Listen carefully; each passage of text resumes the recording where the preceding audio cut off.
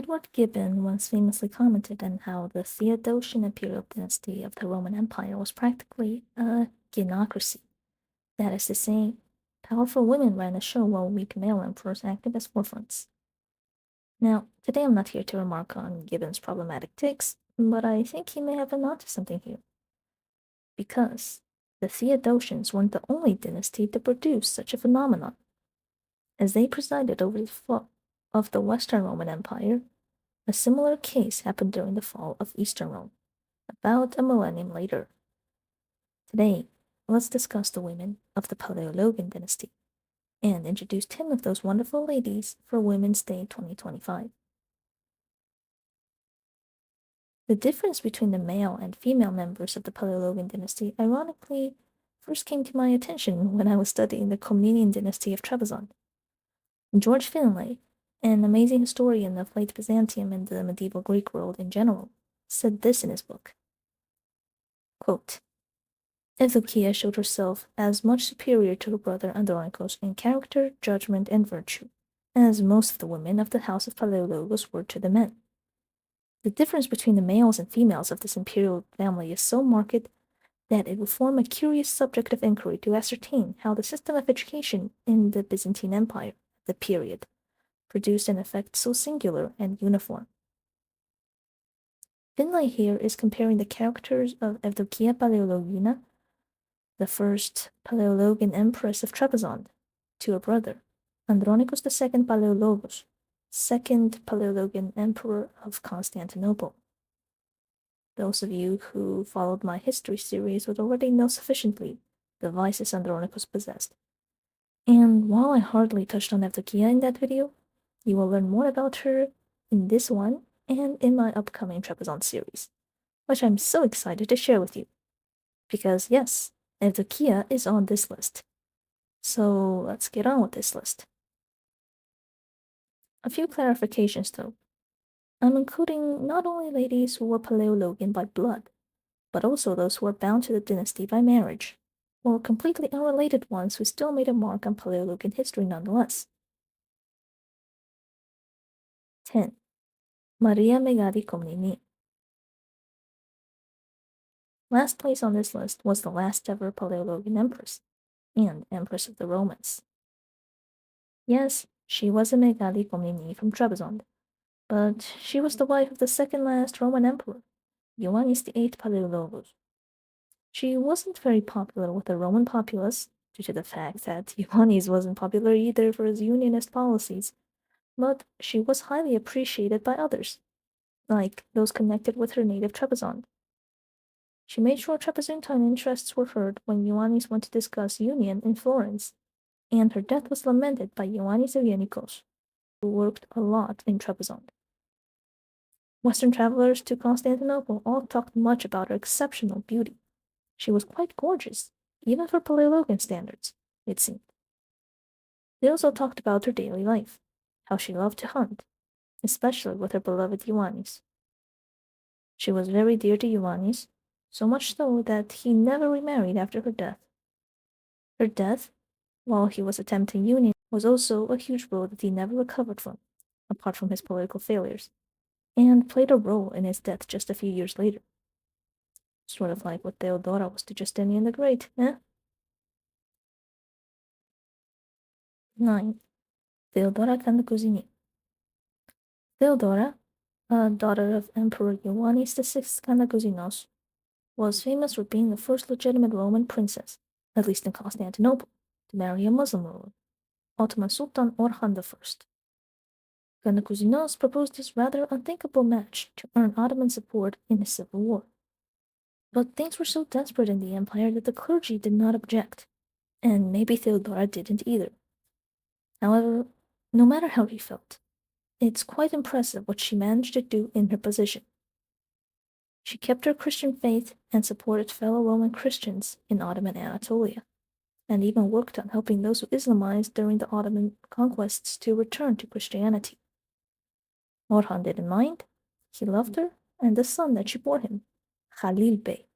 Khalil may even have been Orhan's favorite after his first son, Suleiman, died, seeing as the mighty Ottoman Sultan would literally beg the Roman Emperor, Ioannis V, to help save Halil when the boy was captured by some Christian pirates.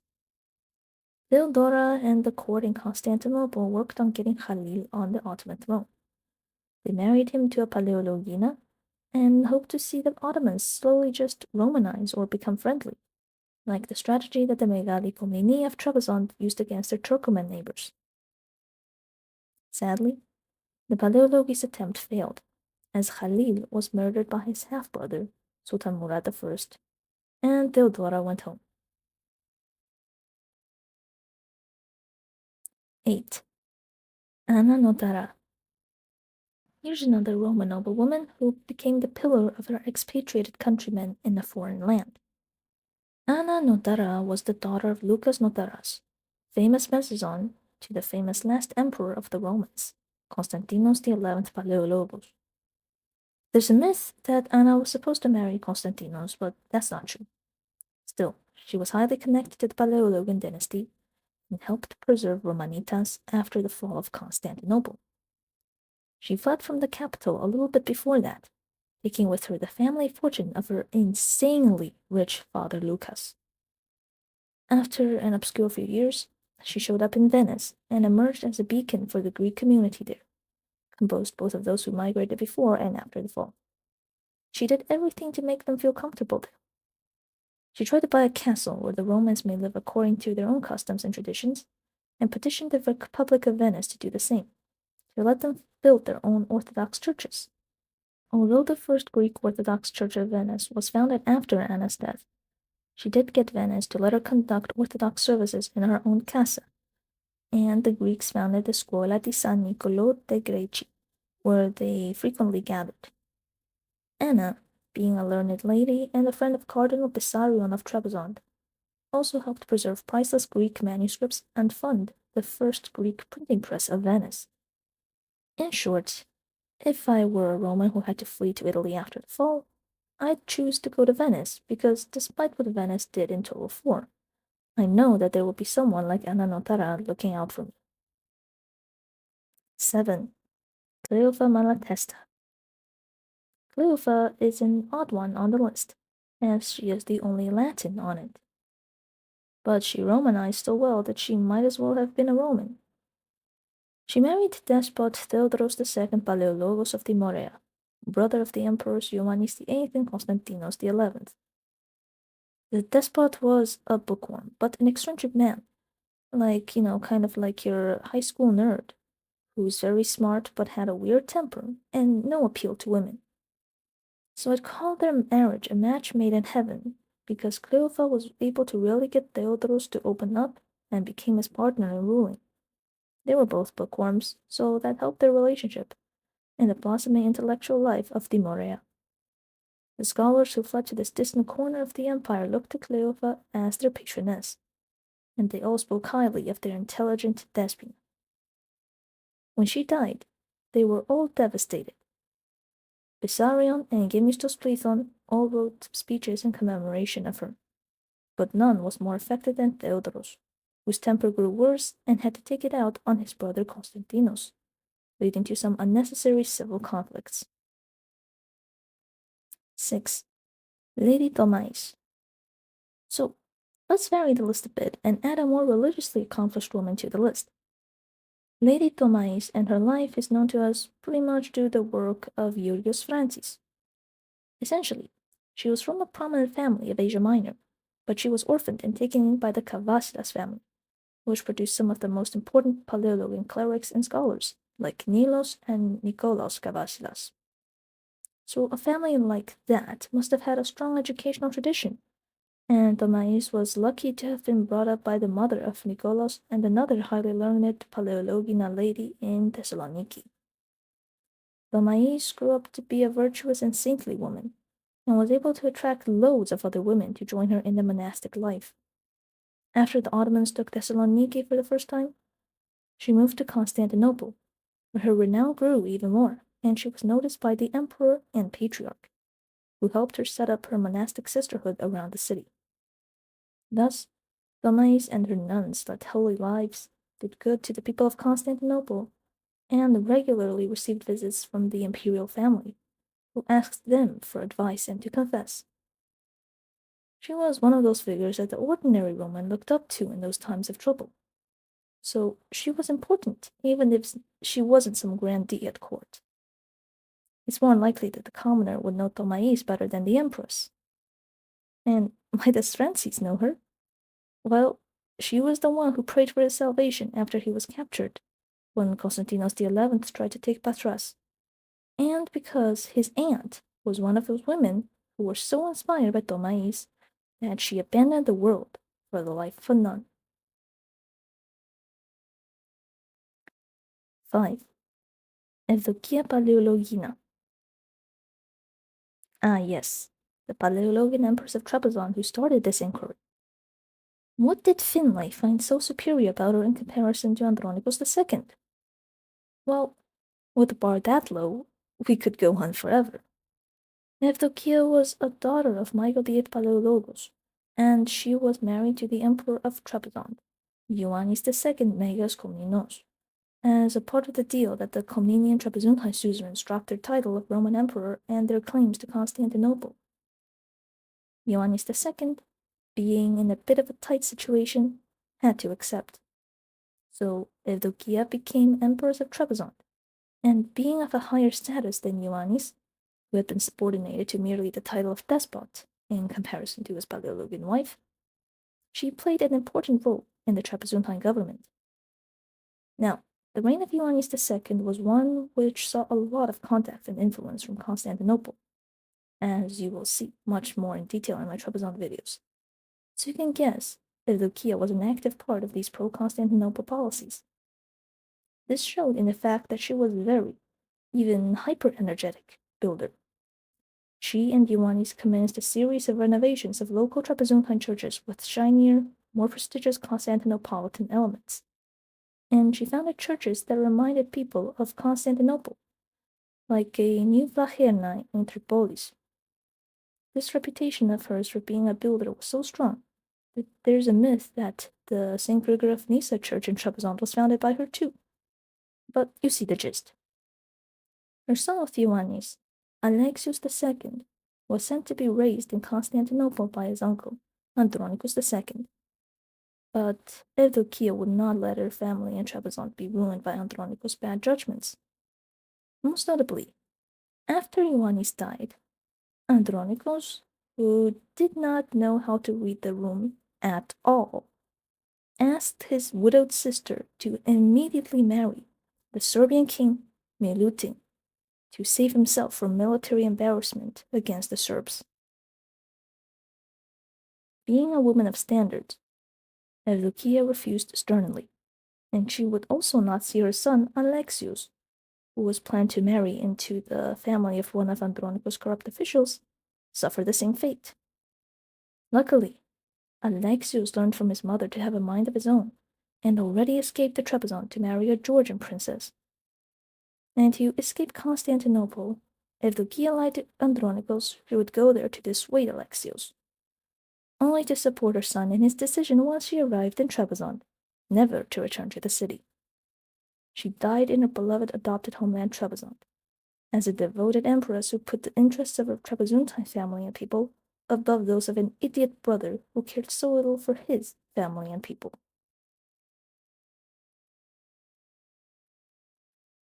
Four, Mary of the Mongols. Next up on the list, Maria Palaiologina, or more well known as Mary of the Mongols. While Theodora Kantakouzene was the first legitimate Roman princess to be married to an infidel, Maria was the first illegitimate one. She was the bastard of Michael VIII Palaiologos, which made the devilish first Palaiologan ruler think it was okay to exploit this loophole and marry her off to the ruler of the Mongol Ilkhanate. She was supposed to marry Hulagu Khan, the one who sacked Baghdad, but he died, so she married his son, Abaka Khan, instead. Accompanied by a Roman retinue, Maria set off for Persia and became a Khatun of the Ilkhanate. Like Theodora, she took up the status as the protectress of Christians under the rule of Abaka, who were mostly Nestorian Christians, but they welcomed their Orthodox sovereign nonetheless. What makes me rank Maria much higher than Theodora was the fact her case had even less precedence. She went to a more unfamiliar land, because Bithynia, even under Ottoman Turkish rule, was still a Roman heartland for eons and only recently began Islamizing. And Mongol Iran was another world altogether. Also, Maria was more successful in her personal career and in encouraging Roman-Mongol alliances. After Abaka died, Maria returned to Constantinople and was able to help the Bithynian Romans from the rising Ottomans, while her half-brother Andronicus II helplessly looked on as the Catalans he hired to fix the problem only made everything worse. Maria first went to besiege Nicaea herself in 1307 to raise the spirit of the Romans and to hurry up a promised Mongol army from the Ilkhan Ujaitu. Sultan Osman was quite menaced by her strong presence and pressured Nicaea even more. But the Mongol army did arrive in the end and saved Bithynia. For a while. I mean, still better than whatever Andronicus II did. After that, Maria became a nun in Constantinople and refounded an old church which became known as the Church of St. Mary of the Mongols, her own church. This small church also has the honor of being the only Byzantine church of Constantinople to never be converted to a mosque, no matter how hard the Ottomans tried. So, bonus win for a Eudokia Palaiologina.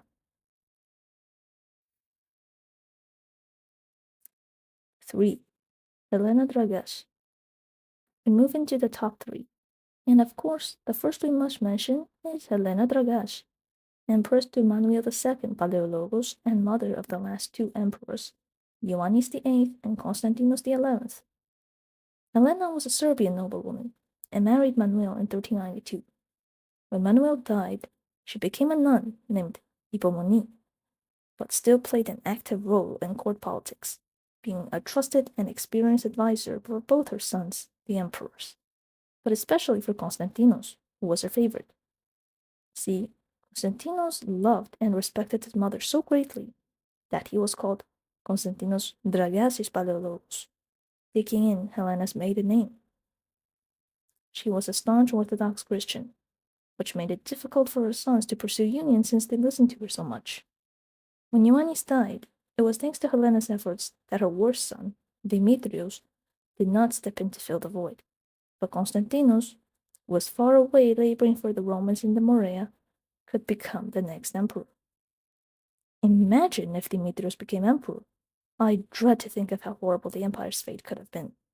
So, thank you, Helena. Constantinos continued to seek his mother's advice well into his reign until she died. The last Roman emperor was deeply affected by her passing and remarked how much he missed her insight and wisdom. Who knows? Maybe if Helena stuck around for longer, could the fall of Constantinople have been delayed or avoided? She was clearly a good influence on Roman politics in those dark days, and a good mother to the last Basileis.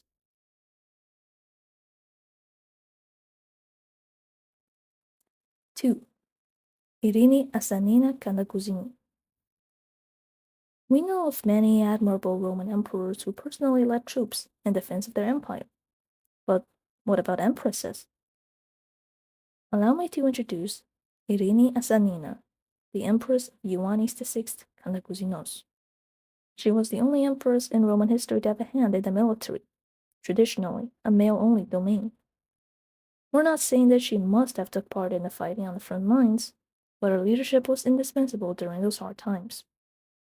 When her husband Kantakouzenos was bogged down in Greece, trapped by his civil war rivals, it was her who defended their base in Didymoteichon from the siege forces of the Bulgarian Tsar Ivan Alexander, who was egged on by their opposition in Constantinople. The Romans held on for almost a year, until Kantakouzenos' Turkish ally, Umur of Aydin, relieved Didymoteichon with his auxiliaries. For such a deed, she was praised highly by contemporary historians like Nikiforos Grigoras, and also by Umur, who was a very brave warrior himself. But that's not all. When Kantakouzenos finally became emperor, he had hands full of problems. like from the Genoese, who attacked Constantinople in 1358. Eirene and her son, Manuel, defended the city from the Italians. And when Kantakouzeno's new civil war opponent, Ioannis V Palaiologos, started acting up, it was again Eirene who organized the defenses of Constantinople. Eventually, Kantakouzeno's lost, and Ioannis V reinstated the Palaiologi to the throne. So Eirene retired with the rest of her family to Marea, where her son, Manuel, became despot. But it was a very extraordinary short career she had as Empress of the Romans. I admire that resoluteness and determination she had to step into unprecedented roles on such short notice, and she did quite well, for the only empress we know of to have commanded the Roman military. So why isn't she number one? Well, because we have 1. Helene Kantakouzene. Now, hold up, I hear you saying. Who is this? You barely introduced her in your videos, and this Helena Kantakouzene is the best Palaiologan lady. Yeah, let's rectify that mistake. I refrained from talking too much about Helene because precisely she was the most vivid illustration of Finlay's quote, of the superiority of Palaiologan women to men. Guess who was her husband? That ridiculous Ioannis V Palaiologos who really shouldn't have ever become emperor. Compared to such a spouse, Helene seemed like a saint. She was also the prototype for her daughter-in-law, Helena Dragaš. So who was she?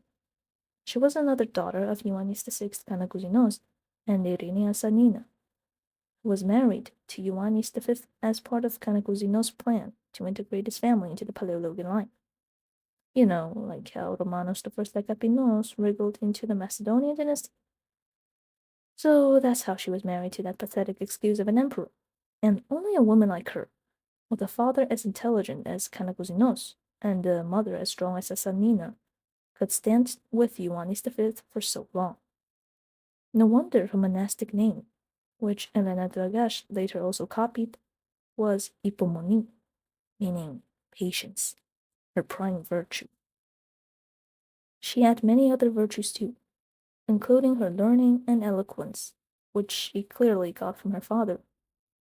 She was well read and wrote well, and was praised extensively even by her friend, Dimitrios Kydonis, who was simply the most prominent Byzantine intellectual of the era. To be complimented by a polymath like Kydonis on your knowledge and writing skills was no small feat, and to be regarded highly by an emperor like her son Manuel II, well, let's just say you're doing something very correctly in life. Manuel II, as many of you may guess from my blatant showing of favoritism to him, is the best Palaiologan emperor in my opinion.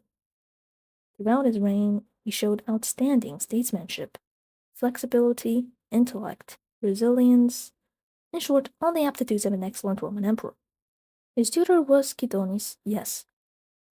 But another crucial figure in his education was his mother, Helene.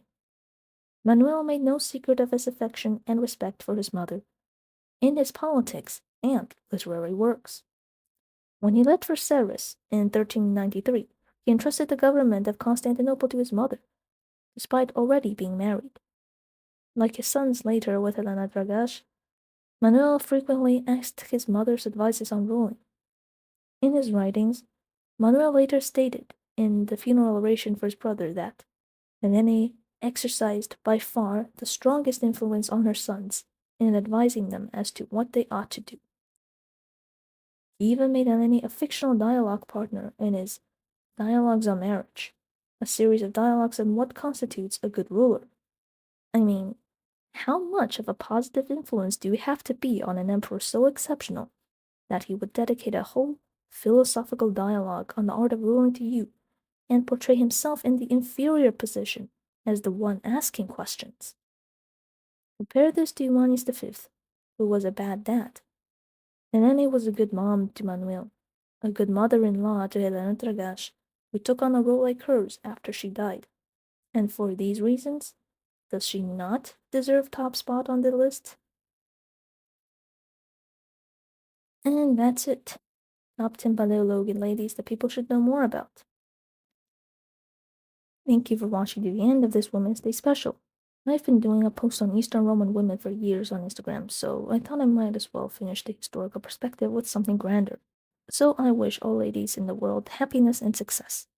As usual, thank you for your support, and I'll end by thanking my wonderful Patreon patrons. Dragon Lord, a Happy Magpie, from Fea Game Projects, Cody Danroth, Hero Productions, Francis Morin, and Archduke Romanius Demos.